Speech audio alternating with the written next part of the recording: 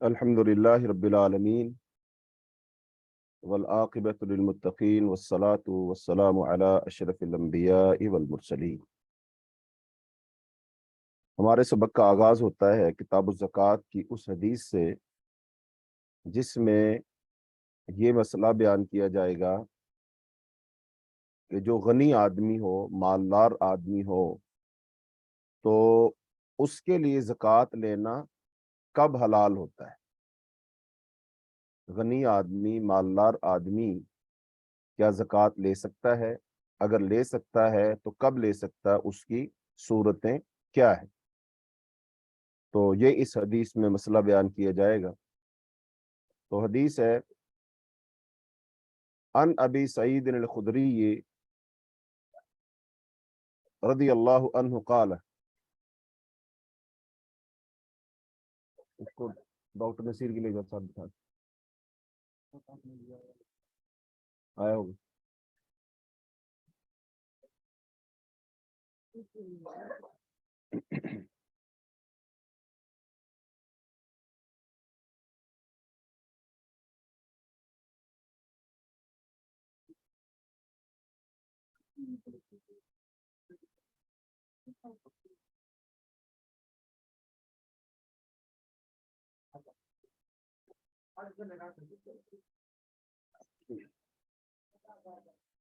جی معذرت ہے۔ تو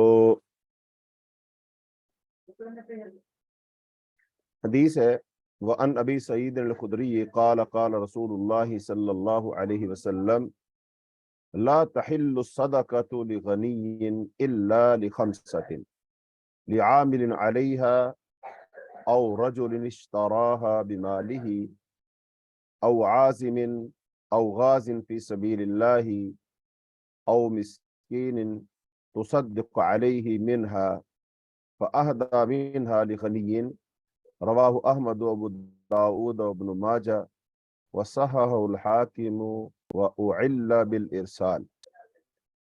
حضرت ابو سعید خدری رضی اللہ تعالیٰ عنہ سے روایت ہے، وہ فرماتے ہیں کہ نبی کریم صلی اللہ علیہ وسلم کا ارشاد ہے غنی کو صدقہ یعنی مال زکوٰۃ لینا جائز نہیں، مگر پانچ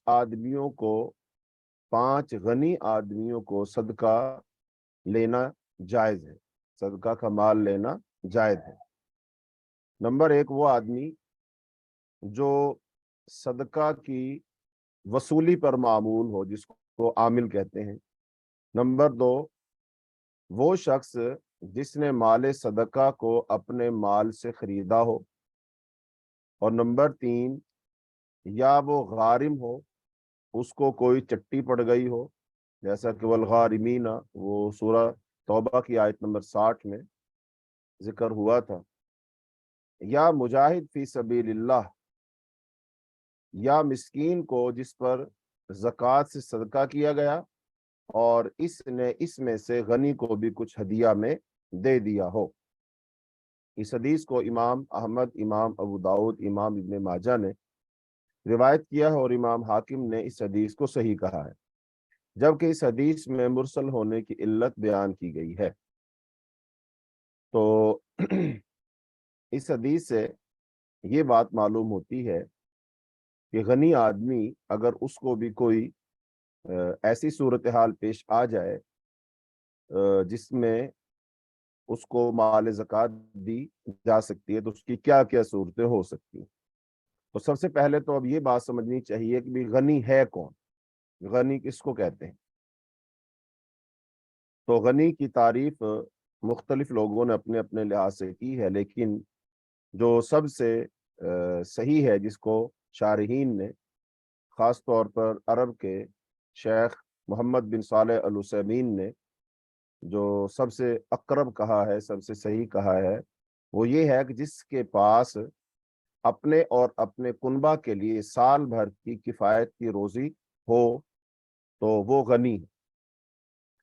اور اس کے ساتھ ساتھ کسی نے کہا غنی وہ ہے جس پر زکوٰۃ واجب ہو، یعنی کہ وہ زکوٰۃ دینے والا ہو، اور دوسرا جس کے پاس دن رات کا کھانا ہو، اور تیسری تعریف یہ کی گئی کہ جس کے پاس 50 درہم ہو۔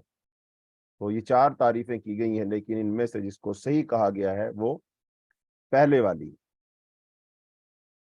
تو اب اس حدیث میں جو مسئلہ بیان کیا گیا ہے وہ یہی ہے کہ غنی زکوٰۃ کا مستحق نہیں، البتہ اس حکم سے 5 قسم کے غنی جو ہیں وہ مستثنا ہیں۔ یہ مالدار لوگ جو 5 قسم کے اوپر بیان ہوئے ہیں تو یہ اس سے مستثنا ہوں گے اور یہ زکوٰۃ لے سکتے ہیں۔ اچھا، اس میں ایک جو بات بیان کی گئی ہے نا وہ یہ ہے کہ او مسکین تصدق علیہ منہا فاہدا منہا لغنی، کہ ایک مسکین آدمی ہے، اس کو کسی نے مال زکوٰۃ دیا۔ اچھا، اب وہ مال زکوٰۃ جو ہے اگر اس میں سے وہ کسی غنی کو، مالدار آدمی کو کچھ تحفۃً چیز دے دے تو پھر وہ جو غنی آدمی ہے وہ اس مسکین سے وہ تحفہ لے سکتا ہے۔ اگر یہ مسکین اس کو کھانا کھلانا چاہے تو وہ اس کا کھانا کھا سکتا ہے، دعوت کرے تو اس کی دعوت قبول کر سکتا ہے۔ تو اس کا مطلب اب اس کی صورت اور کیفیت بدل جائے گی، یعنی براہ راست زکوٰۃ تو وہ نہیں لے سکتا، لیکن زکوٰۃ دی گئی مسکین کو اور مسکین نے پھر اس غنی کو تحفۃً دے دی تو اس طرح ٹھیک ہو جائے گا۔ تو یہ جو کئی لوگوں نے مجھ سے مسئلہ پوچھا کہ بھی جو بعض سادات گھرانوں کے لوگ ہوتے ہیں تو ان کو تو زکوٰۃ نہیں دی جاتی، آگے مسئلہ آئے گا بھی، لیکن اب اگر ایک صورت یہ بھی ہوتی ہے کہ باپ جو ہے وہ سادات گھرانے سے ہے تو بیوی عام ہے، وہ سادات گھرانے سے نہیں، سید گھرانے سے نہیں، آل رسول سے نہیں، اور بعض دفعہ ایسے ہوتا ہے کہ بھی جو خاتون ہے وہ سادات گھرانے سے ہے اور مرد جو ہے وہ عام شخص ہے، وہ سید گھرانے سے نہیں۔ تو اب اگر اس خاتون کو یا اس مرد کو دے دیا جائے جو کہ سادات گھرانے سے نہیں ہے تو وہ لے لے، اور پھر جو اس کی بیوی ہے وہ اپنی بیوی کو کھلا دے گا، چونکہ اب اس کے لیے تو لینا جائز ہوگا، اور جو بیوی یا خامد کے لیے کیا ہو جائے گا، پھر وہ صدقہ ہو جائے گا، تو وہ ہدیہ ہو جائے گا، سوری صدقہ نہیں ہدیہ ہو جائے گا، تو اس طرح یہ جائز ہوگا۔ اس بار ہم دوسری روایت ہے جس میں یہ مسئلہ بیان کیا جائے گا کہ جو شخص کمانے کے قابل ہو، کما سکتا ہو، صحت مند ہو، تندرست ہو، تکڑا ہو، تو اب اس کو سوال نہیں کرنا چاہیے، اس کا سوال کرنا مذموم ہے، اس کی مذمت کی جائے گی۔ وہ شخص قابل مذمت ہے کہ جو اچھا بھلا ہے لیکن پھر بھی وہ سوال کرتا ہے تو اس کا سوال کرنا نہیں بنتا۔ روایت ہے وعن عبید اللہ بن عدی بن الخیار ان رجلین حدثاه انہما اتیا رسول اللہ صلی اللہ علیہ وسلم یسألانہ من الصدقہ فقلب فیہما البصر فرآہما جلدین فقال ان شئتما اعطیتکما ولا حظ فیہما لغنی ولا لقوی مقتصد، رواہ احمد وقواہ ابو داؤد والنسائی۔ عبید اللہ بن عدی بن خیار رضی اللہ تعالیٰ سے روایت ہے کہ انہیں 2 آدمیوں نے یہ بیان کیا کہ انہوں نے نبی صلی اللہ علیہ وسلم خدمت میں حاضر ہو کر صدقہ کا مال مانگا، سوال کیا، تو آپ صلی اللہ علیہ وسلم نے ان دونوں پر نگاہ دوڑا کر دیکھا تو آپ نے انہیں تکڑا اور کمانے کے لائق پایا۔ اس پر آپ نے فرمایا اگر تم چاہو تو میں تمہیں دے دیتا ہوں، اس صدقہ میں سے میں تمہیں دے دیتا ہوں، البتہ اس صدقہ میں نہ تو مالدار کا حق ہے اور نہ اس تندرست و توانا کا ہی حق ہے جو اپنا معاش خود کما سکتا ہے، تو لہذا اس کا اس میں کوئی حق نہیں ہے۔ تو حدیث میں یہی مسئلہ بیان کیا گیا، غنی اور جو کمائی کے قابل صحت مند تن و مند آدمی ہو تو اس کو زکوٰۃ لینا حلال نہیں ہے۔ اور یہاں سے یہ بات بھی معلوم ہو گئی کہ آپ صلی اللہ علیہ وسلم نے جن لوگوں نے سوال کیا تھا تو آپ نے ان کی تحقیق کی، यानी कि उनको जांचा, देखा, और तो लिहाजा हम भी अब अगर कहीं अपना माल खर्च करें तो हमें भी चाहिए कि हम जहां खर्च करने लगे हैं तो पहले उन लोगों का हम भी जायजा ले लें, क्या वो मुस्तहिक हैं या मुस्तहिक नहीं है। यानी हर मांगने वाला जरूरी नहीं कि वो मुस्तहिक ही हो। जैसा कि हमारे यहाँ तो माशरे में बाकायदा तौर पर एक पेशावर भिखारी हैं और वो मांगते हैं। तो लिहाजा अब अगर कोई ऐसा भिखारी हो, मांगने वाला हो, सवाल करने वाला हो, कि जो सेहतमंद, तनोमंद, तंदुरुस्त हो, कोई बीमार ना हो, माजूर ना हो, तो लिहाजा उनको समझाना चाहिए, उनको तरगीब देनी चाहिए। तो आगे रिवायत है जिसमें ये मसला बयान किया जाएगा, सवाल करना किन के लिए जायज है, कौन सवाल कर सकता है।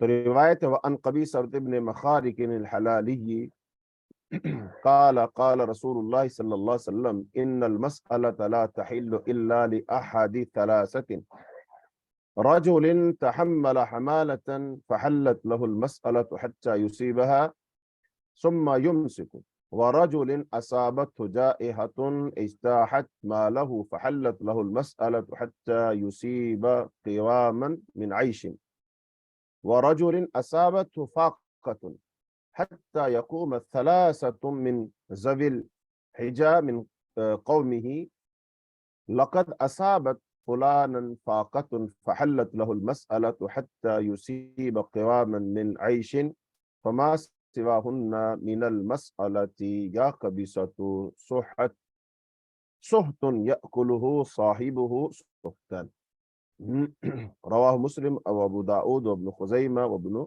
हिब्बान। हजरत कबीसा बिन मखारिक अल हिलाली से रिवायत, वो फरमाते हैं कि नबी करीम सल्लल्लाहु अलैहि वसल्लम का इरशाद है, सवाल करना सिवाय 3 आदमियों में से एक के किसी के लिए हलाल नहीं। वो 3 आदमी ये हैं, एक वो आदमी जिसने 2 फरीक के दरमियान सुलह कराने की गर्ज से एक तावान अपने जिम्मा लिया, तो इसके लिए सवाल करना जायज है यहां तक कि वो तावान की इस रकम को पाले, फिर मजीद सवाल करने से रुक जाए। और दूसरा वो आदमी जिसे कोई ऐसी आफत पहुंची जिसने इसका माल हलाक और तबाह और बर्बाद कर दिया, इसके लिए भी सवाल करना जायज हो जाता है यहां तक कि वो गुजर बसर के लायक हो जाए, गुजर बसर के लायक माल वगैरह को पाले। फिर जब वो इतना पाले फिर उसके बाद सवाल करने से रुक जाए। और तीसरा वो आदमी जिसे फाका पेश आया हो और इसकी कौम के 3 दाना बीना लोग उठे और उठकर इस बात की शहादत दें कि वाकई फलां को फाका पेश आया है, तो ऐसे आदमी के लिए भी सवाल करना जायज हो जाता है यहां तक कि वो काबिल गुजरान माल पा ले, जिसमें उसका गुजारा हो जाए, इतना माल पा ले, फिर इसके बाद वो सवाल करने से रुक जाए। सिवाय कबीसा इन बातों के सिवा किसी और बात का सवाल करना और सवाल करके कुछ हासिल करना ये नाजायज माल है जिसे वो आदमी हराम खाता है, जिससे वो आदमी हराम खाता है। इस हदीस को इमाम मुस्लिम, इमाम अबू दाऊद, इमाम इब्न खुज़ैमा और इमाम इब्न हिब्बान ने रिवायत किया। तो अब ये हदीस है, इस हदीस में कुछ अल्फाज हैं, उन अल्फाज को थोड़ा समझना चाहिए। तहम्मला से मुराद क्या है? किसी काम की जिम्मेदारी लेना। यानी एक आदमी 2 के दरमियान सुलह करवाता है और एक बंदा कहता है देखो जी मैं सुलह करने के लिए तो तैयार हूं, लेकिन इसने मेरे कुछ पैसे देने जिसकी वजह से हमारा झगड़ा है, तो ये तो मेरे पैसे नहीं दे रहा, तो अब मैं इससे सुलह कैसे करूं? वो दूसरा बंदा कहता है जी मैं पैसे दे दूंगा, लेकिन वो जिसने पैसे लेने वो कहता है भी मुझे इस पर एतबार नहीं है, ये पता नहीं देगा या नहीं देगा।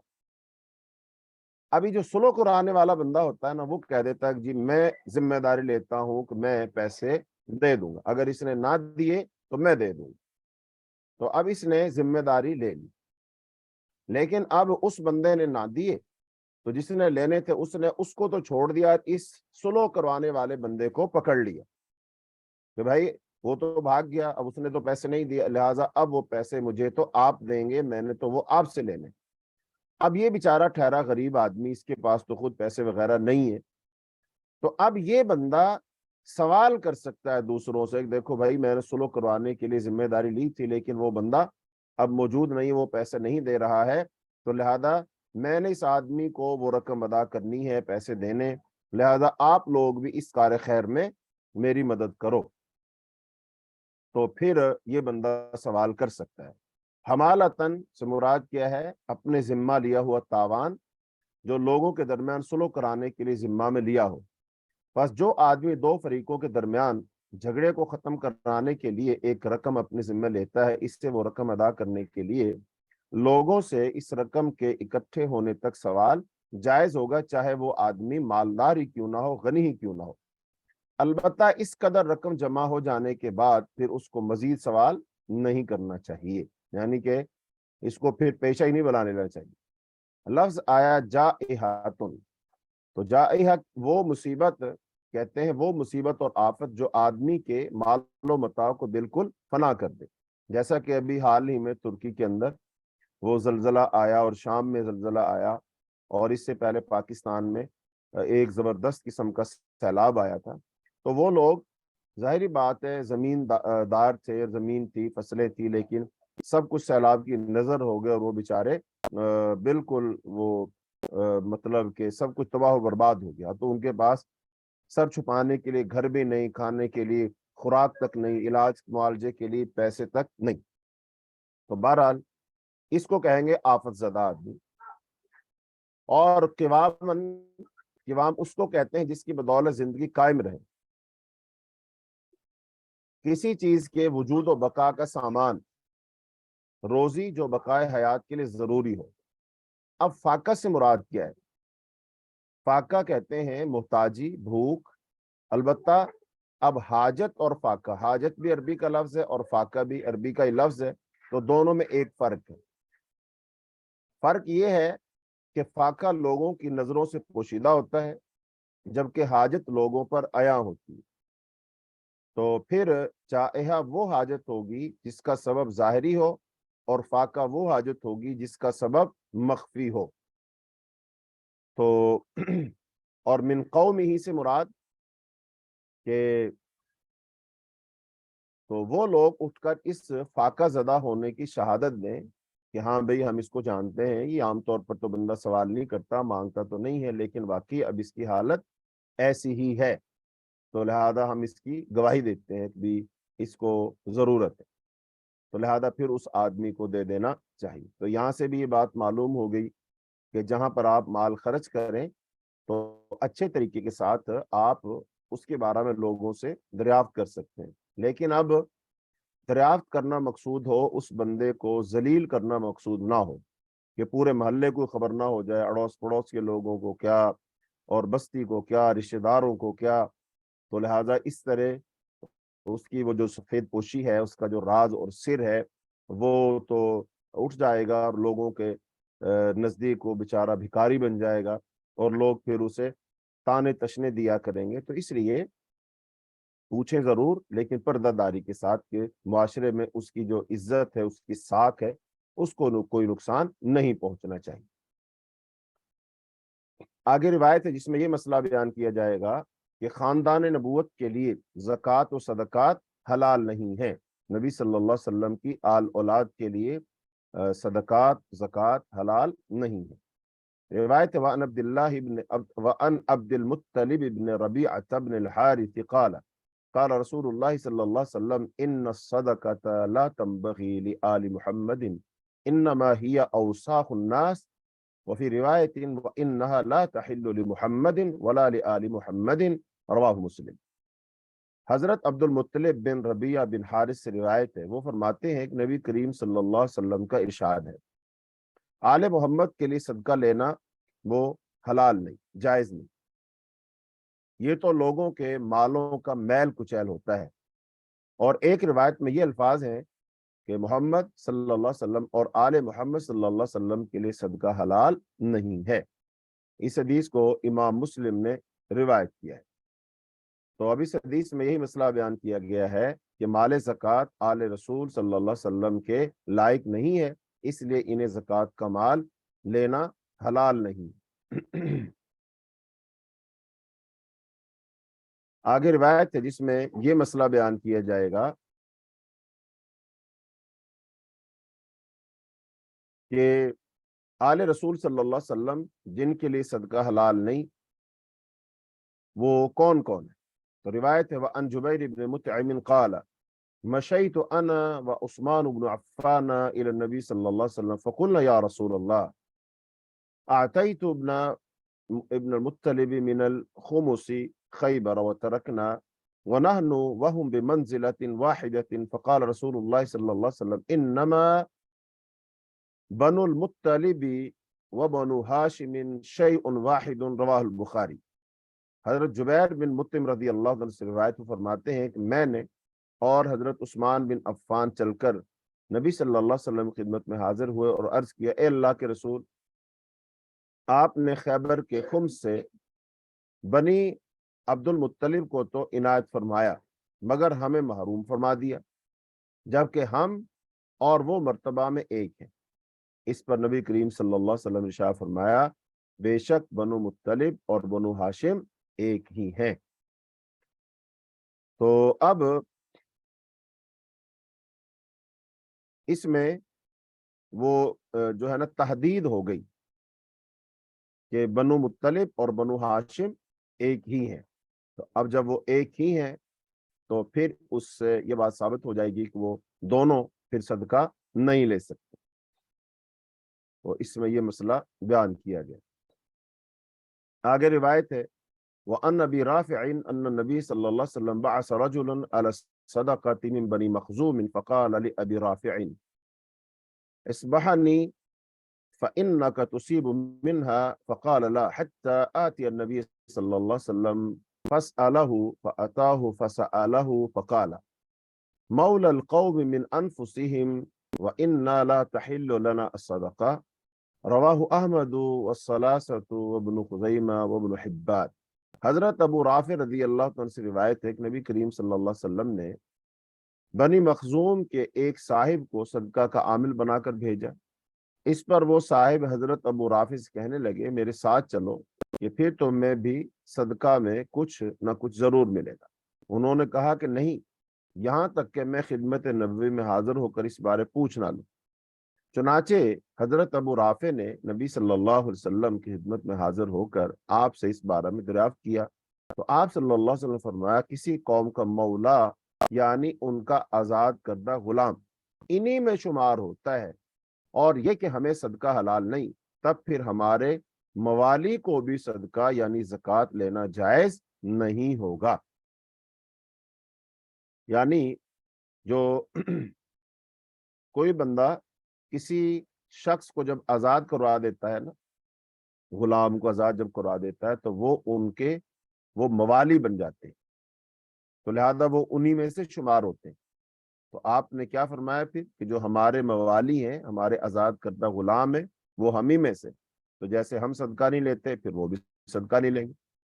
تو لہذا اس حدیث میں یہی مسئلہ بیان کیا گیا کہ موالی کا حکم وہی ہوتا ہے جو ان کے آزاد کرنے والے آقاؤں کا ہوتا ہے۔ بس اگر تو انہیں صدقہ حلال ہوگا تو ان موالی کو بھی، غلاموں کو بھی، آزاد کردہ غلاموں کو بھی حلال ہوگا، اور اگر ان پر حرام ہوگا تو پھر ان پر بھی حرام ہوگا۔ اس سے یہ بات سمجھ آ گئی۔ آگے روایت ہے وَأَنْ سَالِمِ بْنِ عَبْدِ اللَّهِ بْنِ عُمَرَ عَنْ أَبِيهِ أَنَّ رَسُولَ اللَّهِ صلی اللہ علیہ وسلم كَانَ يُعْتِي عُمَرَ بْنِ الْخَطَّابِ الْعَطَايَا فَيَقُولُ أَعْتِهِ أَفْقَرَ مِنِّي فَيَقُولُ خُذْ فَتَمَوَّلْهُ أَوْ تَصَدَّقْ بِهِ وَمَا جَاءَكَ مِنْ هَذَا الْمَالِ وَأَنْتَ غَيْرُ مُشْرِكٍ وَلَا سَائِلٍ فَخُذْهُ وَمَا لَا فَلَا تُتْبِعْهُ نَفْسَكَ رواہ مسلم۔ حضرت سالم بن عبداللہ بن عمر رضی اللہ عنہ اپنے والد حضرت ابن عمر سے بیان کرتے ہیں کہ نبی کریم صلی اللہ علیہ وسلم جب بھی حضرت عمر کو کچھ دینا چاہتے تو وہ یہ عرض کر دیا کرتے تھے کہ آپ صلی اللہ علیہ وسلم یہ مجھ سے زیادہ فقیر اور حاجت مند کو دے دیجیے۔ اس پر نبی کریم صلی اللہ علیہ وسلم یہ فرماتے تھے کہ اسے لے لو اور اسے اپنا مال بنا لو یا اسے صدقہ کر دو، اور یاد رکھو کہ اس مال میں سے جو تیرے پاس آئے اس حال میں کہ نہ تو تیرا جی اس کا منتظر ہو اور نہ تو اس کا سوال کرنے والا ہو، تو اسے لے لو، اور جو مال ایسا نہ ہو تو اپنے جی کو اس کے پیچھے نہ لگاؤ۔ یعنی جب انسان کے دل میں ایسی کوئی لالچ نہ ہو اور پھر بغیر مانگے بغیر لالچ کے اس کو کوئی تحفہ کوئی ہدیہ مل رہا ہو تو پھر اس کو لے لینا چاہیے، اور پھر اسی پر اکتفا کرنا چاہیے، مزید لینے اور مزید اس طرح پھر سوال کرنے اور دل میں خواہش رکھنے کی کوشش نہیں کرنی چاہیے۔ تو اس حدیث میں بن مانگے ملنے والے مال کا حکم بیان کیا گیا ہے کہ اسے لے لینا چاہیے اور واپس نہ کرنا چاہیے، کہ بن مانگے اور بنا طمع کے ملنے والا مال روزی ہے جسے لوٹانا مناسب نہیں۔ اور دوسرا اہم مسئلہ اس میں یہ بیان کیا گیا ہے کہ نہ ملنے کی صورت میں جی کو اس میں الجھائے رکھنا منع ہے۔ اگر نہیں ملا تو پھر اس کے بندہ غم میں ہی رہے، بندہ سوچتا ہی رہے، تو یہ بات درست نہیں ہے۔ تو ابھی سے ایک بات تو یہ بھی معلوم ہو گئی کہ رسول اللہ صلی اللہ علیہ وسلم حضرت عمر رضی اللہ تعالیٰ عنہ کو دیا کرتے تھے، لیکن حضرت عمر رضی اللہ تعالیٰ عنہ خود پھر نبی صلی اللہ علیہ وسلم سے فرما دیا کرتے تھے کہ حضور چلو مجھے تو اس کی جو ضرورت ہے سو ہے، لیکن کچھ لوگ ایسے بھی ہیں جو مجھ سے بھی زیادہ ضرورت مند ہیں، تو لہذا یہ آپ مال ان کو دے دیجیے۔ تو آپ صلی اللہ علیہ وسلم ان سے فرمایا کرتے تھے تم یہ لے لو اور پھر اسے اپنا مال بنا لو، اور پھر چاہو تو اسے تم صدقہ کر دو، اسے تم خرچ کر دو۔ تو پھر حضرت عمر رضی اللہ تعالیٰ عنہ تو پھر ظاہری بات ہے وہ اس کو لیتے ہوں گے، اور پھر جیسا کہ آپ نے ہدایت دی اس کے مطابق پھر اس کو خرچ کرتے ہوں گے۔ تو اس قصہ سے معلوم ہوا کہ جناب عمر رضی اللہ تعالیٰ بے حد وہ زاہد آدمی تھے، چنانچہ وہ مال قبول کرنے کی بجائے اسے اپنے سے زیادہ محتاج کو دے دینے کی بے حد حرص رکھتے تھے۔ یہی وجہ ہے کہ حضرت عمر رضی اللہ تعالیٰ جب خلیفہ بنے تو وہ خلیفہ جب بنے ہیں تو انہوں نے بیت المال کو جس طریقے سے احتیاط کے ساتھ استعمال کیا ہے اس کی مثال کہیں اور نہیں مل سکتی۔ اور پھر انہوں نے اپنی ذاتی کوئی زمین جائیداد نہیں بنائی، اور پھر جن لوگوں کو عہدے ملا کرتے تھے ان کا پھر جب وہ احتساب کرتے تھے تو وہ بھی ایک شاندار مثال ہے، بلکہ وہ تو ایک قانون ہے، پوری دنیا میں لوگ اس سے رہنمائی لیتے ہیں۔ اور دوسری بات یہ معلوم ہوئی اس واقعہ سے کہ فقر و غنا میں لوگوں کے احوال مختلف ہیں، اور بے شک اس میں رب تعالیٰ کی بے حد حکمت ہے کہ سارے فقیر سارے ایک جیسے نہیں ہوتے اور سارے غنی بھی ایک جیسے نہیں ہوتے۔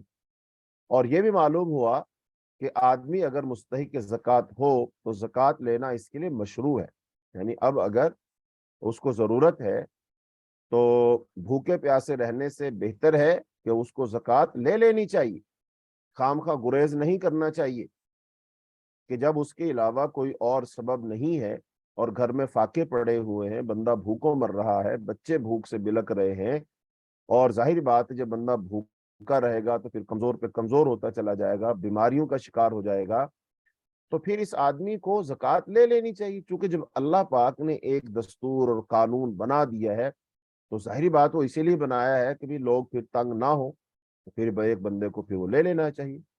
البتہ قبول زکوٰۃ کے واجب یا مستحب ہونے میں علماء کا اختلاف موجود ہے، اور یہ بات بھی معلوم ہوئی کہ لوگوں کے مالوں پر نظر رکھنا، جی میں ان کی تمنا رکھنا، یہ بھی مکروہ ہے، ناپسندیدہ ہے، جبکہ زبان سے اس سے بھی سوال اس سے بھی اشد ہے، جس کی دلیل وَأَنْتَ غَيْرُ مُشْرِفٍ وَلَا سَائِلٍ کے الفاظ ہیں۔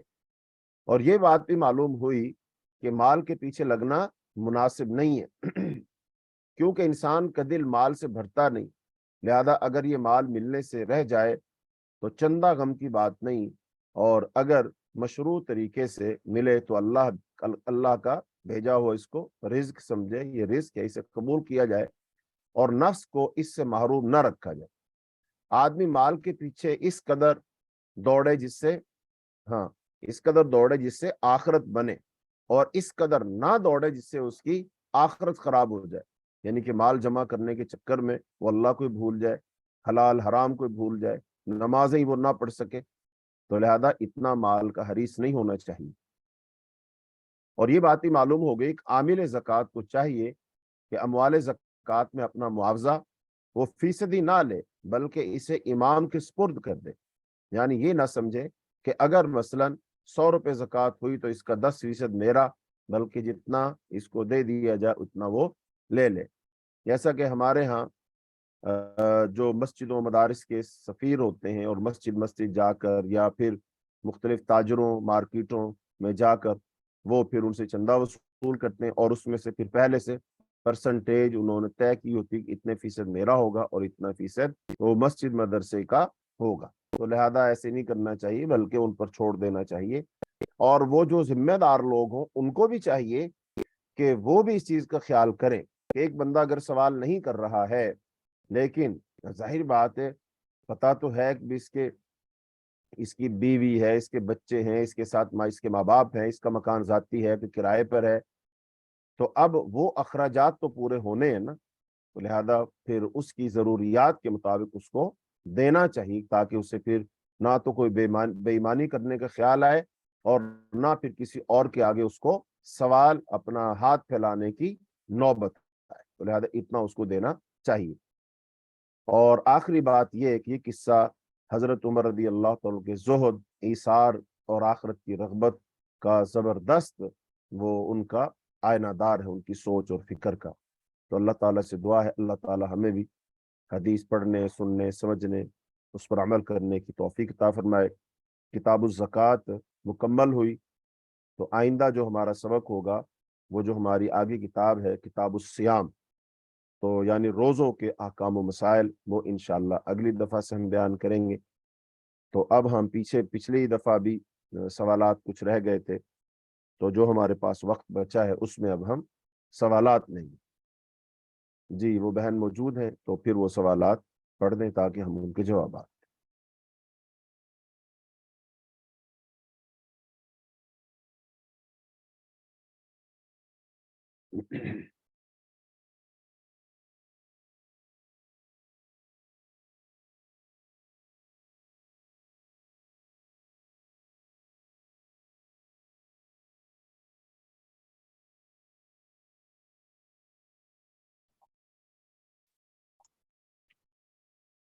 ہاں جی وہ بہن نہیں ہے، جی جی جی آ گئے، جی وعلیکم السلام ورحمۃ اللہ۔ جی سوال ہے کہ کیا یہ جو سید ہیں یہ نبی صلی اللہ علیہ وسلم کی فیملی ہیں؟ اور انہوں نے کہا کہ تھوڑا سا اس کے بارے میں ہمیں سمجھا دیں، اور کیا یہ قرآن اور سنت میں اس کا ذکر ہے؟ ہاں جی دیکھیں، حدیثیں تو ابھی آپ کے سامنے ہم نے پڑھی ہیں، جو آخری 2-3 حدیثیں پڑھی ہیں، تو وہ رسول اللہ صلی اللہ علیہ وسلم کی جو آل اولاد ہے اس کے بارے میں صاف صریح احادیث ہیں کہ نبی صلی اللہ علیہ وسلم کی آل اولاد کے لیے صدقہ لینا جائز نہیں، تو لہذا ان کو آل اولاد کا لفظ حدیث میں آیا ہے، لیکن ہم نے ان کو کیا لفظ بول دیا ان کے لیے؟ سید اور سادات۔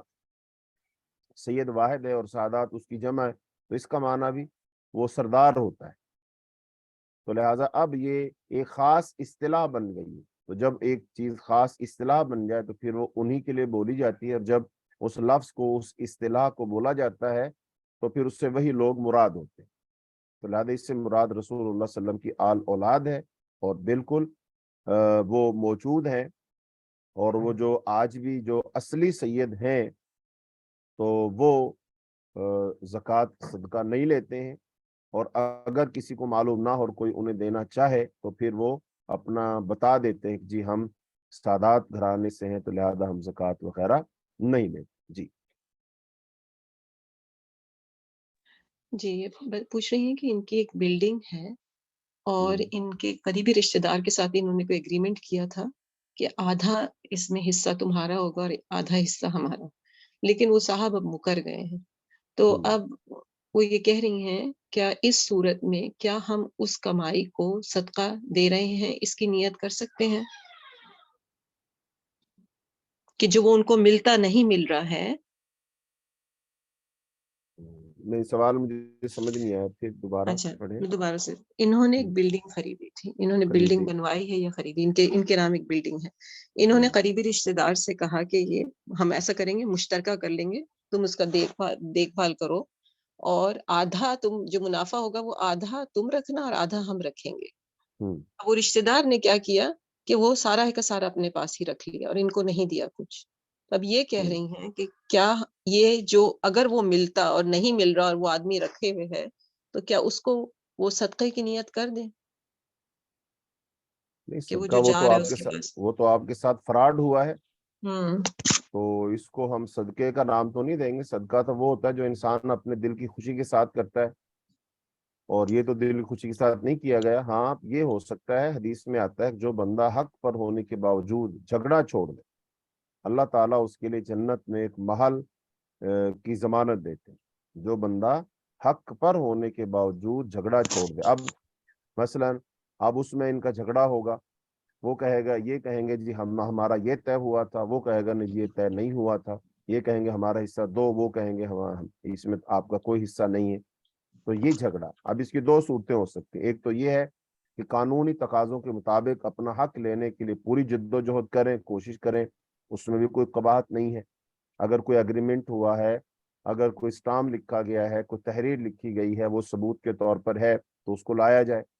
یا پھر حدیث میں آتا ہے ان میں سے اگر یہ اس کے خلاف دعویٰ دائر کریں گے تو یہ مدعی بنیں گے اور وہ مدعا علیہ بنے گا.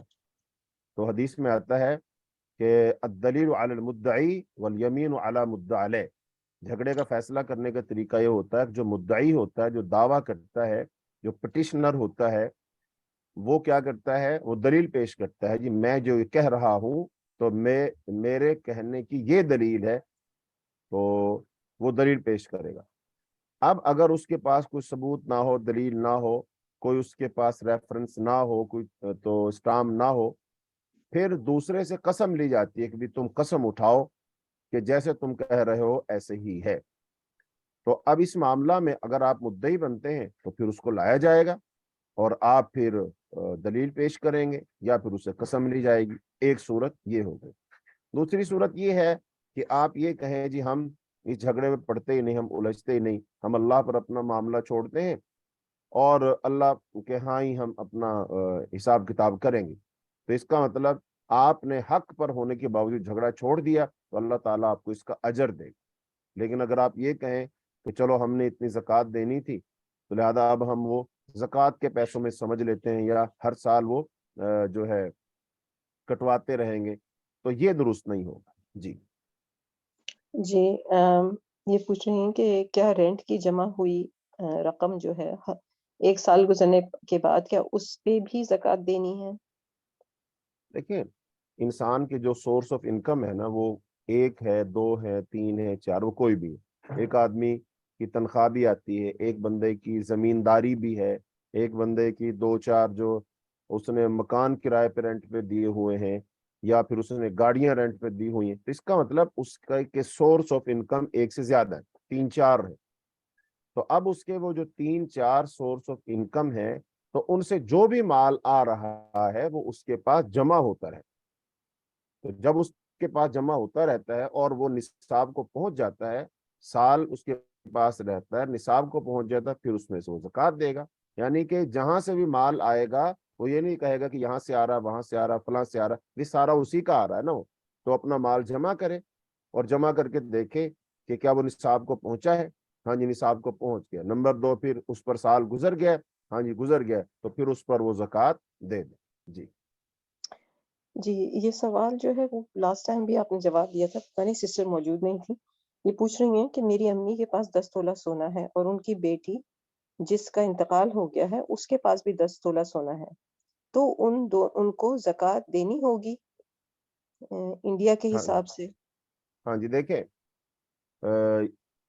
مسئلہ پیچھے ہم نے یہ بیان کیا تھا، حدیث میں آیا تھا جو یتیم ہوتا ہے نا، یتیم اس کا مال ہے. مثلا بچے ہیں چھوٹے ہیں اور اس کا باپ जो है ना 100 तोले सोना छोड़कर मर गया, तो अब जाहिर बात है इन यतीमों की कोई ना कोई तो कफालत करेगा। उनकी माँ कर रही होगी, उनके चचा ताया कर रहे होंगे, उनके मामू कर रहे होंगे, कोई कर रहा होगा।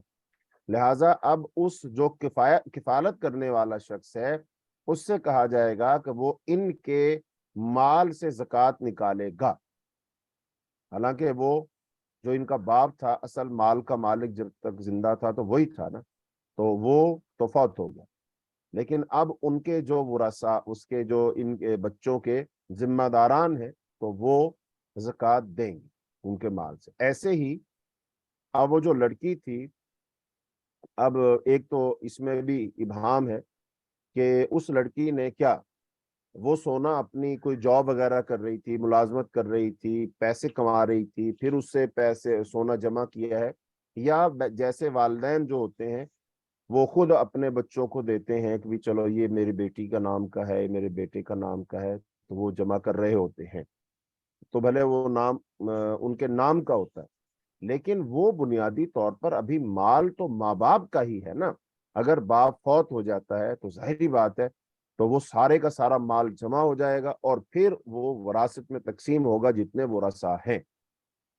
तो अब अगर उस लड़की ने ये माल जमा किया था अपने पैसों से, अपनी कमाई से, अपनी जॉब वगैरह से, तो फिर भी उस पर ज़कात बनेगी। और अगर माँ बाप ने दिया हुआ था तो उसकी ज़कात फिर भी बनेगी। दोनों सूरतों में उसकी ज़कात दी जाएगी। जी पूछ रही हैं क्या अभी आपने जो सैयद के बारे में बताया, फिर पूछ रही हैं कि फिर ये जो शिया सैयद हैं ये कौन है? देखिए, असल में मसला ये है ही नहीं कि भी वो शिया सैयद हैं या गैर शिया सैयद हैं, सुन्नी सैयद हैं। बस वो सैयद हैं जो भी हैं। और सैयद कैसे साबित होगा? वो हुजूर पाक सल्लल्लाहु अलैहि वसल्लम की नस्ल से होगा, नस्ब से होगा, तो बस बात खत्म। फिर वो कोई भी हो, वो सुन्नियों में हो, वो शिया में हो। लेकिन अब हर शिया वो सैयद नहीं है, हर शिया सैयद नहीं है। और जो सुन्नियों में भी होते हैं, फिर इनमें हम देखते हैं कोई शाह होते हैं, कुछ सैयद होते हैं, कुछ सादात होते हैं, फिर आगे इसमें मुख्तलिफ कैटेगरीज हैं इनकी भी। तो बहरहाल मुख्तसर ये है कि जो भी हुजूर पाक सल्लल्लाहु अलैहि वसल्लम के नसब से है, उसका नसब ऊपर जाकर मिल जाता है, तो लिहाजा वो फिर सैयद है, और वो फिर उसके लिए सदका हलाल नहीं है। जी पूछ रही हैं क्या माल तिजारत का अमाउंट निसाब से ज्यादा हो तो ज़कात देनी है?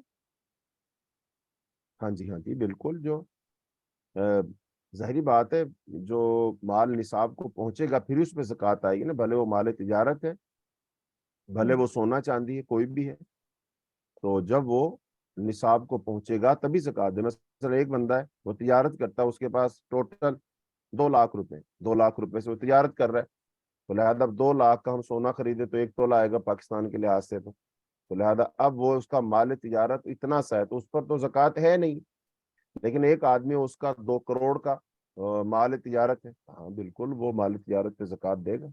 जी जी, अगर किसी के पास चांदी तो नहीं है लेकिन 52 तोले चांदी की कीमत से ज्यादा यानी तकरीबन 1 लाख की कीमत के बराबर सोना है और वो मिस्कीन भी है, तो क्या उसको ज़कात दी जा सकती है?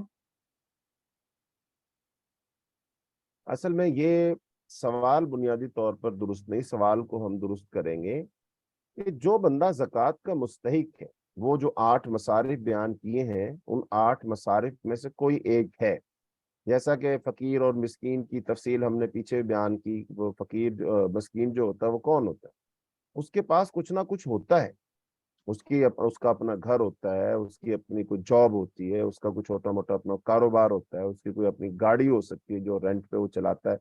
लेकिन अब मसला ये है कि वो जितना भी कमाता है, लेकिन उस कमाई से उसके घर का खर्च नहीं चल रहा होता पूरा।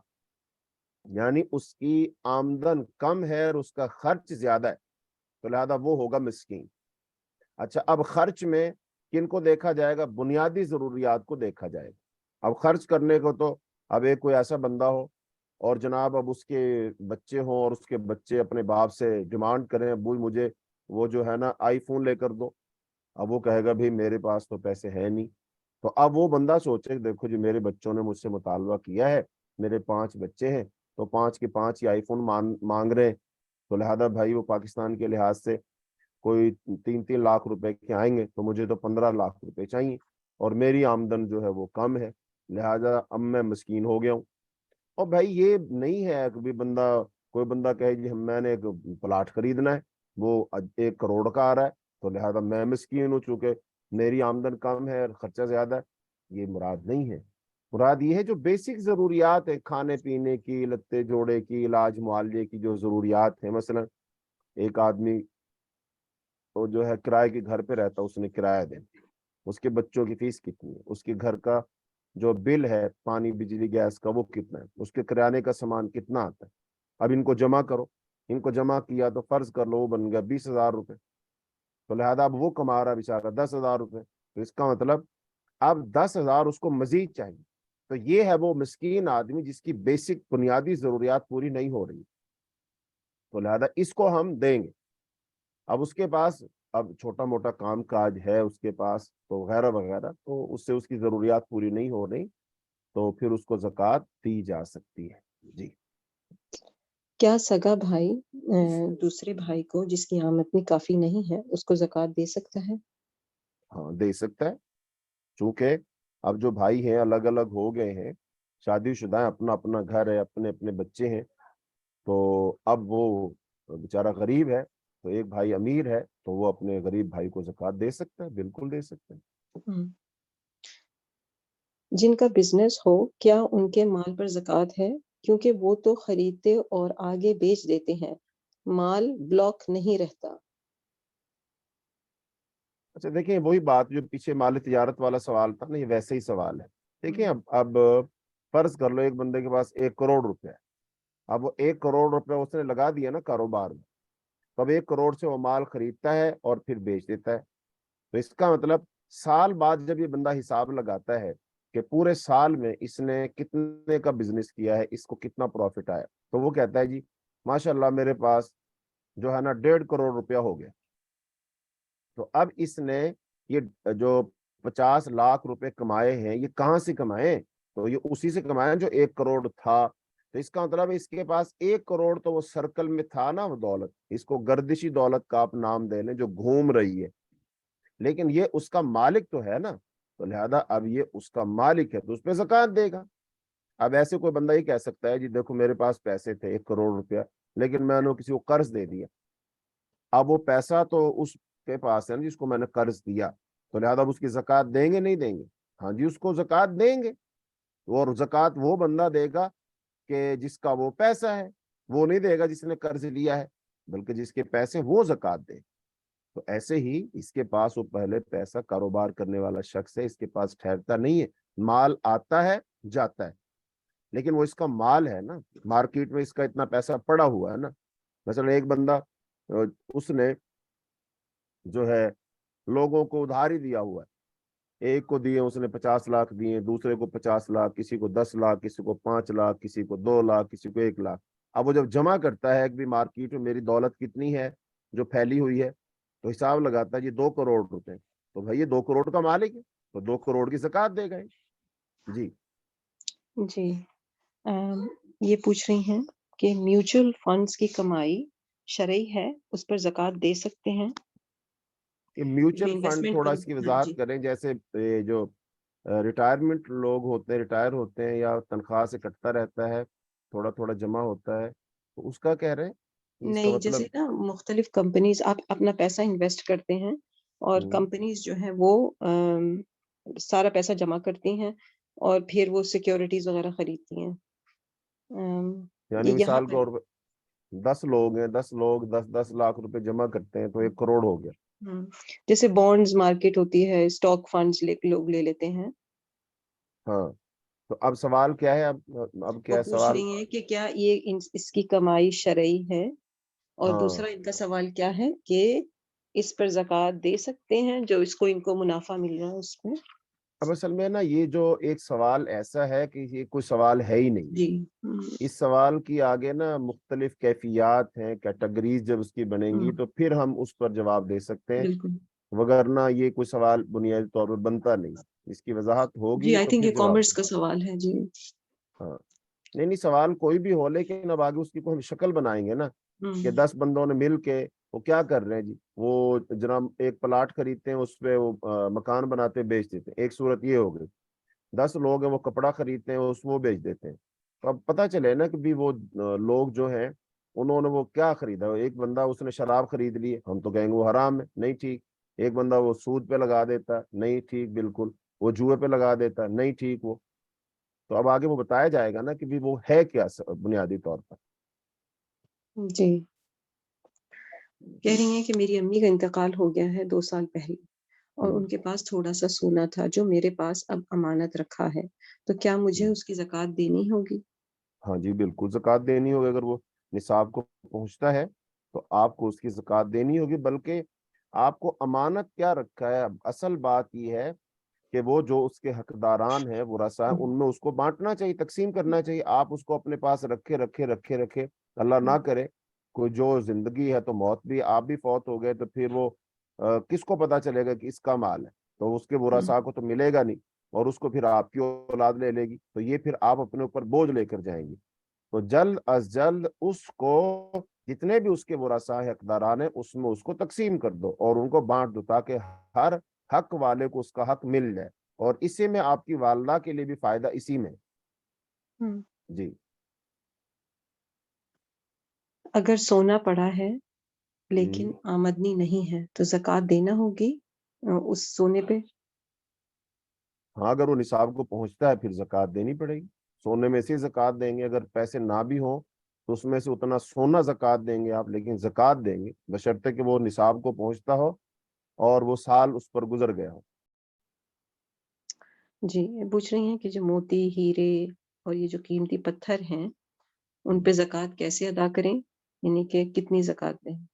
हाँ, असल में अगर वो माल तिजारत है तो फिर तो उनकी मालियत पर ज़कात होगी। अगर वो माल तिजारत नहीं है, अगर वो माल तिजारत है, कारोबार के लिए है, वो एक बंदा का बिजनेस करता है, हीरे जवाहरात कीमती पत्थर, तो फिर तो वो उस पर ज़कात देगा और उसकी कीमत का अंदाजा लगाया जाएगा। मसलन वो बनते हैं जी 10 करोड़ के हैं, तो 10 करोड़ पर 2.5% के लिहाज से ज़कात दे देंगे। एक बात। दूसरी बात ये होगी कि अगर किसी के पास एक हीरों का हार है, कीमती पत्थरों का हार है, अंगूठी है, अगर वो है तो फिर उस पर ज़कात नहीं है। यानी कि जो कीमती पत्थर, हीरे जवाहरात अगर वो ज़ाती इस्तेमाल के लिए हैं तो फिर उन पर ज़कात नहीं है, और अगर वो माल तिजारत हैं तो फिर उन पर ज़कात है। जी। अगर मेरे पास 2 गाड़ियाँ हैं जिनको दोनों को मैं इस्तेमाल करती हूँ, क्या मैं उन पर ज़कात दूँ? बस सवाल और जवाब वही है, अगर वो माल तिजारत नहीं है तो फिर ज़कात नहीं, भले एक की बजाय और भी गाड़ियां हों, एक से ज्यादा गाड़ियां हों, अगर वो इस्तेमाल में हैं और वो तिजारत की गरज से, खरीदो फरोख्त की गरज से माल तिजारत नहीं है, तो फिर उन पर ज़कात नहीं, भले घर में 10 गाड़ियां ही क्यों ना हो। जी। पूछ रही हैं कि बिटकॉइन में पैसा लगाना हलाल है क्या? असल में जो बिटकॉइन है ना जी, ये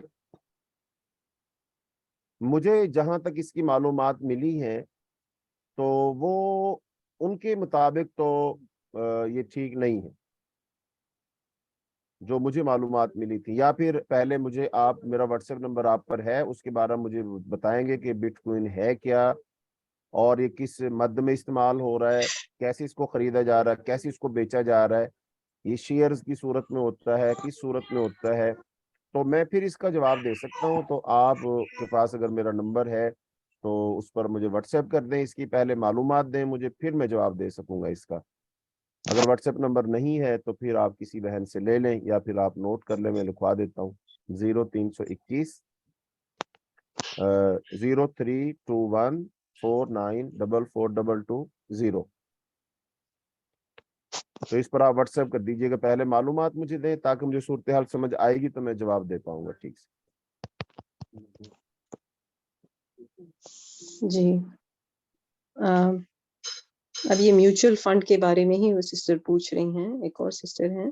کہہ رہے ہیں کہ انہوں نے شریعہ کمپلائنٹ کمپنی میں اپنا پیسہ انویسٹ کیا ہے اور ان کو منافع ملتا ہے، تو اب وہ منافع پہ پیسہ دیں، زکوٰۃ دیں یا انویسٹمنٹ کی اماؤنٹ پہ؟ وہ سب پر دیں گی، ایک جو منافع آ رہا ہے وہ بھی، اور جو اصل رقم ہے وہ. مثلا ان کو ایک سال میں منافع آ گیا 10 لاکھ روپے، اور جو انہوں نے انویسٹ کیا ہوا ہے وہ ہے 50 لاکھ روپے، تو اس کی ٹوٹل ان کے پاس رقم کتنی ہوگی؟ 60 لاکھ روپے. تو یہ 60 لاکھ پہ زکوٰۃ دیں گے.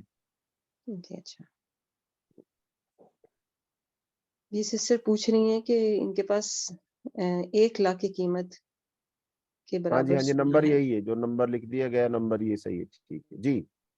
1 لاکھ کی قیمت کے برابر سونا ہے، تو کیا یہ ہم، نصاب میں آتا ہے؟ ہاں جی سونے کے لحاظ سے تو نصاب میں نہیں آتا، لیکن ہاں زکوٰۃ اگر دینا چاہیں تو چاندی کو نصاب بنا کر اس پہ دے سکتی ہیں، دینا چاہیں تو دے سکتی ہیں. اور اس میں یہ ہے کہ انشاءاللہ اللہ نے آج اتنا مال دیا ہے، صدقہ کریں گے، صدقہ کرنے سے مال کم نہیں ہوتا، اللہ اس میں اضافہ ہی کرتا ہے. تو اللہ تعالیٰ اتنا سونا بھی عطا کر دے گا جس کی وجہ سے آپ صاحب نصاب ہو جائے. جی 20 تولہ سونے پر زکوٰۃ کتنی ہوگی؟ 20 تولے زکوٰۃ تولے کا مسئلہ نہیں ہے، آپ اس کی مالیت لگوائیں کہ وہ کتنے مالیت کا بنتا ہے، اور اس پر 2.5% کے لحاظ سے زکوٰۃ دے دیں. یا پھر اس میں گرام بنا لیں گے، سونے کے کتنے گرام بنتے ہیں، 100 گرام بنتے ہیں، تو اس میں سے 2.5 گرام جو ہے پھر آپ زکوٰۃ دے دیں گے. پیسے بنا لیں تو اس میں بھی 2.5%، اس کے گرام بنا لیں یا تولے بنا لیں، 100 تولے ہو تو اس میں سے 2.5 تولہ زکوٰۃ ہے.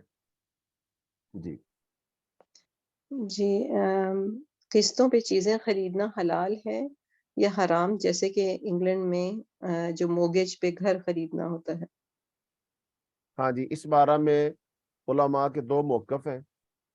تو جو ہمیں صحیح بات لگتی ہے، سمجھ آتی ہے، وہ یہ ہے کہ قسطوں پر جو چیز خریدنا ہے یہ بالکل سود کے زمرے میں آتا ہے اور ٹھیک نہیں ہے. اور اس کی دلیل یہ ہے، رسول اللہ صلی اللہ علیہ وسلم نے شاہ فرمایا من باع بیعتین فلہ اوکسہما اب الربا. جب ایک چیز کی 2 قیمتیں مقرر کی جائیں تو اگر وہ کم قیمت لیتا ہے تو ٹھیک ہے، زیادہ قیمت لیتا ہے تو وہ سود ہے. مثال کے طور پر ایک گاڑی خرید رہے ہم، وہ کہتے ہیں اگر آپ اس کو نقد لیں گے تو یہ آپ کو 20 لاکھ کی ملے گی، اور اگر آپ اس کی قسطیں ادا کریں گے ہمیں 2 سال میں تو یہ آپ کو 25 لاکھ کی ملے گی. تو اس کا مطلب گاڑی ایک ہے، نقد کی قیمت اور ہو گئی، ادھار کی قیمت اور ہو گئی. تو اب لہٰذا جو کم قیمت پر اگر لے تو پھر تو ٹھیک ہے، لیکن اگر زیادہ قیمت پر وہ لے گا تو پھر وہ سود ہوگی. اصل میں سود میں جو ہوتا ہے وہ وقت کا پیسہ ہوتا ہے، جیسے جیسے وقت بڑھتا ہے ویسے ویسے ہی پیسہ بڑھتا ہے، تو لہذا وہ سود ہے، تو وہ ٹھیک نہیں ہے. اچھا اب اس میں یہ ہو سکتا ہے کہ کوئی بندہ نقد بھی اتنے کی دے رہا ہے اور ادھار بھی اتنے کی دے رہا ہے. مثال کے طور پر وہ کہتا، آپ دکان پہ جاتے ہیں اور کہتے ہیں مجھے یہ گاڑی دے دیں، وہ کہتے ہیں یہ گاڑی ملے گی آپ کو 20 لاکھ روپے کی. تو نقد بھی 20 لاکھ کی ہے، اگر آپ قسطیں کروا لیں تو پھر بھی آپ کو 20 لاکھ کی پڑے گی. اب اصل میں مسئلہ یہ ہے کہ جب آپ دیکھیں گے کہ اس کی اصل قیمت کمپنی کی کتنی ہے تو وہ کچھ اور ہوگی، اور یہ بندہ جو بتا رہا ہے یہ کچھ اور بتا رہا ہے. یعنی کہ پہلے سے اس نے اضافہ کر رکھا ہے اور اسی نیت سے کر رکھا ہے کہ میں قسطوں کا ہی کاروبار کرتا ہوں اور قسطوں پر ہی مجھ سے لوگ چیز لینے کے لیے آتے ہیں، تو لہٰذا اس نے اس نظریے سے، اس نیت کے ساتھ پہلے اس میں اضافہ کر رکھا ہے. تو اس کا مطلب کہے نہ کہے لیکن اس کا کاروبار وہ قسطوں والا ہی ہے، اور وہ وقت بڑھانے سے یا وقت کی وہ قیمت لے رہا ہے، تو لہذا یہ درست نہیں ہے. ہمیں تو یہی معلوم ہوتا ہے کہ درست نہیں ہے، باقی کچھ لوگ اس کے جواز کے قائل بھی ہیں. جی جی مجھے تو نہیں سمجھ آ رہا، شاید آپ کو سمجھ آ جائے یہ سوال.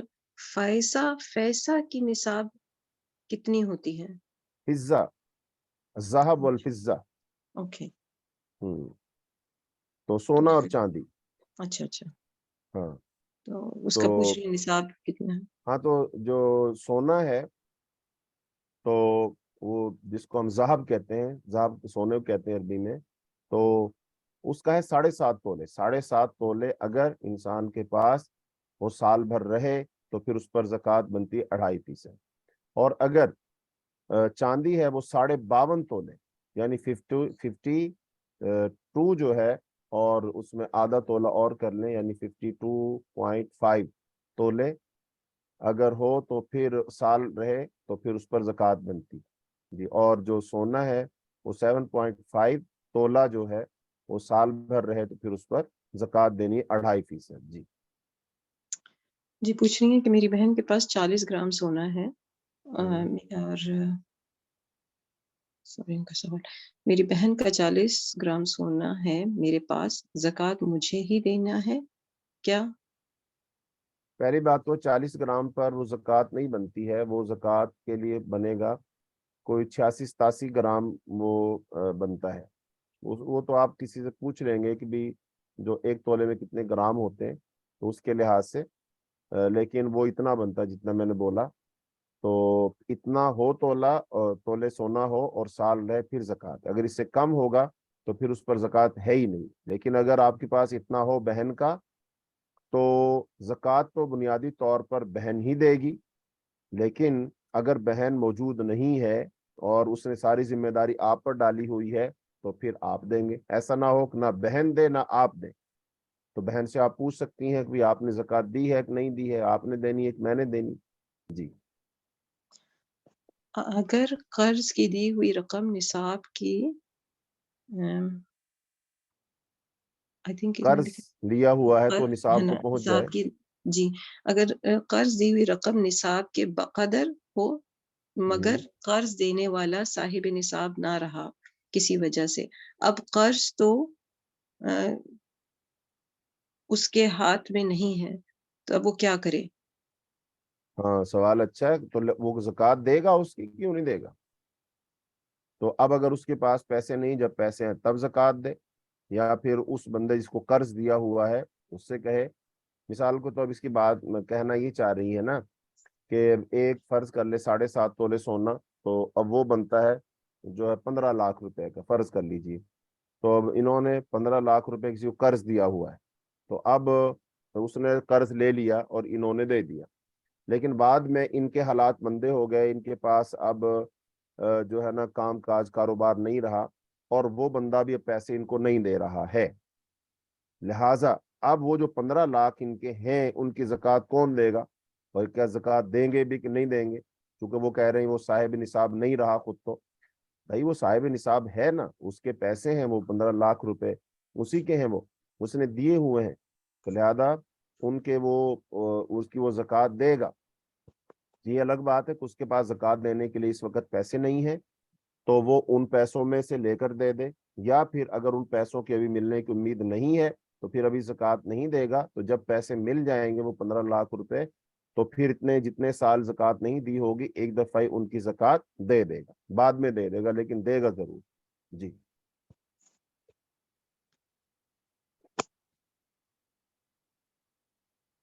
اچھا، جب آخری سوال لے لیں جی چونکہ ماشاءاللہ سوالات تو میرے پاس یہ تعداد ایک آ رہی سسٹر کافی. ہیں اور یہ بہت اچھا سوال ہے. جی یہ کہہ رہی ہیں کہ اب انگلینڈ میں، جیسے آپ نے بھی بتایا نا سسٹرز کو کہ جو آپ انٹرسٹ پہ نہ لیں چیزیں، اب وہ کہہ رہی ہیں کہ انگلینڈ میں نقد گھر تو افورڈ نہیں کر سکتا کوئی بھی. اب اس کا حل کیا ہے؟ آپ بینک سے جا کے جو سود پہ آپ موگیج لیتے ہیں. اب اگر آپ نے یہ کہہ دیا کہ نہیں الاؤڈ یہ، تو اب کیا کریں گے سسٹر؟ اس صورت میں کیا کیا جائے؟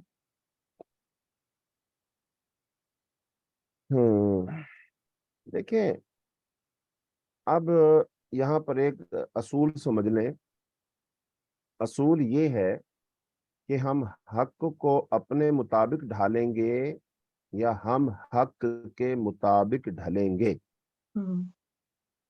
یہ اصول پہلے ذہن میں رکھیں اور اس کا جواب ہونا چاہیے کہ ہم کیا کریں.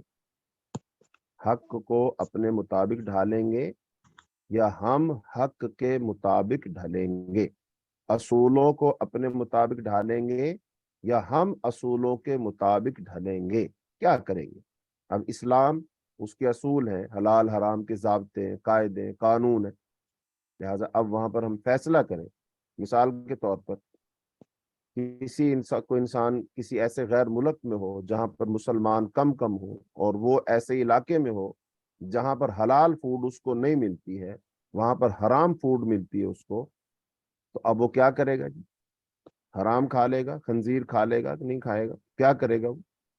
उसके पास इतनी दूर जाना आना नहीं होता जहाँ हलाल फूड मिले। तो उसका फिर लोग हल क्या निकालते हैं कि भाई वो अपने साथ कोई दाल चावल ले जाते हैं, और फिर उसको वो खुद पकाते हैं और खुद खाते हैं। तो उन्होंने अपने आप को हलाल हराम के मुताबिक ढाला, तो वो हराम के मुताबिक नहीं ढले। तो अब जो लोग वहां रह रहे हैं, वो क्यों रह रहे हैं वहां पर, उसकी क्या वजह है, क्या मजबूरी है? इसलिए अक्सर और बेशतर लोग रह रहे हैं, सबकी बात नहीं कर रहा हूं, लेकिन अक्सर और बेशतर लोग इसलिए रह रहे हैं कि वहां पर उनको जिंदगी सहूलत से गुजर रही है, वहाँ आमदन अच्छी है, कामकाज कारोबार अच्छा है, वगैरह वगैरह। तो वो इन सहूलियात के पेश नज़र वहाँ रह रहे हैं। अच्छा, अब क्या उनको ये मजबूरी है? क्या वो अपने देश में, अपने मुल्क में आकर नहीं रह सकते हैं? क्या वहां पर वो काम धंधा नहीं कर सकते? कर सकते हैं, लेकिन मुश्किल होगी, थोड़ा कमाएंगे, इतनी सहूलियात उनको मैसर नहीं आएंगी। लिहाजा अब वो इन थोड़ी सहूलियात पर गुजारा नहीं करते, इसलिए वहां रह रहे हैं। तो फिर जब वहां रह रहे हैं, तो वहां का जो आइन और कानून है उसको मानते हैं वो लोग, और उसका हलफ देते हैं कि जी हम इस कानून को मानते हैं और इस कानून के मुताबिक हम जिंदगी गुजारेंगे। और वो जो कानून है जिसको वहां का हर शहरी जो है, हर सिटीजन जो है, वो उसका हल्फ देता है कि हम जी इस मुल्क के आइन और कानून की पासदारी करेंगे। तो उनका वो जो कानून और आइन है, दस्तूर है, क्या वो इस्लाम के मुताबिक है कि इस्लाम के मुताबिक नहीं है? तो जाहिर बात है वो तो इस्लाम के मुताबिक नहीं होगा। वो कौन से मुसलमान है जिन्होंने वो इस्लाम के मुताबिक बनाया होगा? तो लिहाजा अब उनका वो जो भी आइन है, जैसा भी है, इस्लाम के मुताबिक तो कम से कम नहीं है, तो ये लोग उसको मानने का हलफ देते हैं, तब इन्हें नेशनैलिटी मिलती है वहां पर। तो क्या उसको मानने का हलफ देना चाहिए कि नहीं देना चाहिए? अब ये सवालात हैं, बुनियादी सवालात।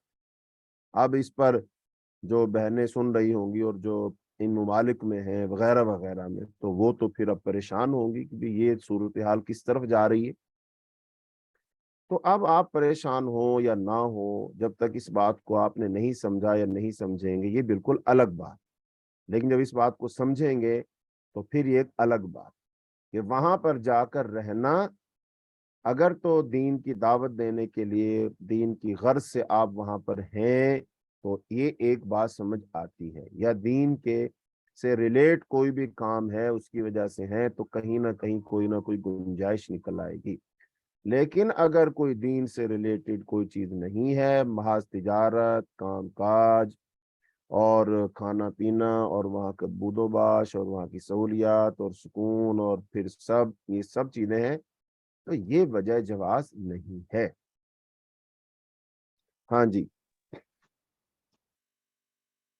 शेख साहब और सवाल लेंगे आप या बस? 10 मिनट हो गए हैं जी। जी। तो अब ये जो सवालात, ये तो एक नया चैप्टर नहीं खुल गया आज बहनों के हाँ। सामने? जी।